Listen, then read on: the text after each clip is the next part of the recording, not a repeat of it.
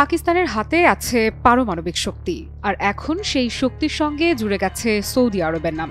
একবার ভাবুন, যদি আগামীকাল ভারত পাকিস্তানে হামলা করে তাহলে কি সেই যুদ্ধে ঢুকে পড়বে সৌদি আরবও? পাকিস্তানের প্রতিরক্ষা মন্ত্রী খাজা আসিফ কিন্তু স্পষ্ট ভাষায় বলেছেন, হ্যাঁ অবশ্যই। সম্প্রতি জিও টিভিকে দেয়া এক সাক্ষাৎকারে তিনি বলেন, পাকিস্তান সৌদি প্রতিরক্ষা চুক্তির পঞ্চম ধারাতেই যৌথ প্রতিরক্ষার উল্লেখ আছে, অর্থাৎ একজনের ওপর হামলা মানেই সবার ওপর হামলা। শোনার পর মনে হচ্ছে নাকি এটা যেন মুসলিম দুনিয়ার এক নতুন ন্যাটো? এখানে আপনার জন্য একটা প্রশ্ন, যদি সত্যি ভারত পাকিস্তানের মধ্যে যুদ্ধ শুরু হয় তখন কি সৌদি শুধু অর্থনৈতিক সমর্থন দেবে নাকি সেনাও পাঠাবে?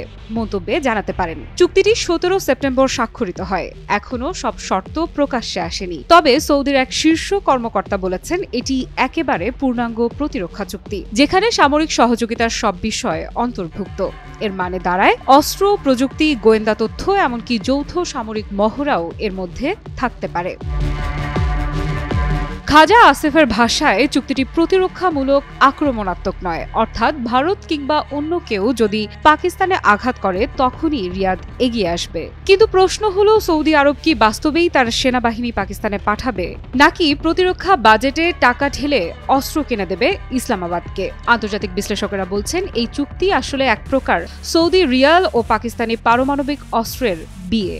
শুনতে বেশ অদ্ভুত শোনালেও যুক্তি আছে, কারণ মুসলিম বিশ্বের একমাত্র পরমাণু শক্তিধর দেশ পাকিস্তান, আর সৌদি আরবের হাতে আছে অঢেল অর্থ। এই দুইয়ের জোট মানেই মধ্যপ্রাচ্যের নিরাপত্তা সমীকরণ পাল্টে যাওয়া। কি বুঝলেন ভাই? অনলি যেটাই চাই। এখানে আরেকটা প্রশ্ন রাখি, যদি সৌদি আরব পাকিস্তানের পারমাণবিক ছাতার নিচে ঢোকে তাহলে কি ইসরায়েলের জন্য হুমকি আরও বেড়ে যাবে না? বিশেষ করে যখন ইরানও ক্রমেই শক্তিশালী হয়ে উঠছে। পাকিস্তানের সেনাবাহিনী নিয়ে একটা বিষয় মনে রাখুন, তাদের সংখ্যা 6 লাখেরও বেশি, আর বৈশ্বিক সামরিক শক্তির তালিকায় তারা অন্যতম শীর্ষে। যদিও অর্থনীতি দুর্বল, তবুও তাদের হাতে আছে সেই লাস্ট কার্ড, পারমাণবিক অস্ত্র। আর যদি এর পেছনে সৌদির অর্থ ও রাজনৈতিক সমর্থন দাঁড়ায়, তাহলে দক্ষিণ এশিয়ার পাশাপাশি পুরো উপসাগরীয় অঞ্চলের নিরাপত্তা সমীকরণ নতুন রূপ নেবে।